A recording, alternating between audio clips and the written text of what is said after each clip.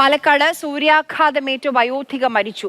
എലപ്പുള്ളി സ്വദേശിനി ലക്ഷ്മി ആണ് മരിച്ചത്. 90 വയസ്സായിരുന്നു. ഇന്നലെ വൈകിട്ടാണ് ലക്ഷ്മിയെ കനാലിൽ വീണ് കിടക്കുന്ന നിലയിൽ കാണുകയായിരുന്നു. പോസ്റ്റ്മോർട്ടത്തിലാണ് സൂര്യതാപമാണ് മരണകാരണമെന്ന് വ്യക്തമായത്. VS ഗൂഗിളുണ്ട്. ഗൂഗിൾ പറയൂ വിവരങ്ങൾ. അതായത് ഇന്നലെ വൈകിട്ടാണ് ലക്ഷ്മിയെ കനാലിൽ വീടിന് സമീപമുള്ള എലപ്പുള്ളിയിലെ കനാലിൽ വയ്യാത്ത നിലയിൽ കണ്ടെത്തിയത്. ആശുപത്രിയിലേക്ക് എത്തിച്ചപ്പോഴേക്കും ലക്ഷ്മി മരിക്കുകയായിരുന്നു. ഇത് എന്താണ് മരണകാരണം എന്നറിയാൻ വേണ്ടി ഇന്ന് പോസ്റ്റ്മോർട്ടം ഉണ്ടായിരുന്നു. പോസ്റ്റ്മോർട്ടത്തിൽ ഈ സൂര്യാഘാതമാണ് മരണത്തിന് കാരണമെന്ന് വ്യക്തമായി.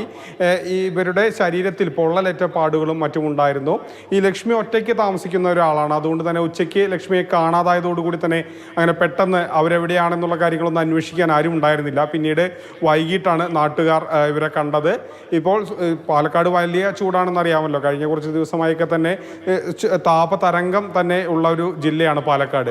40-ലധികം ഡിഗ്രി സെൽഷ്യസിൽ ചൂടിങ്ങനെ ഉയരുന്ന സാഹചര്യമാണ് പാലക്കാടുള്ളത്.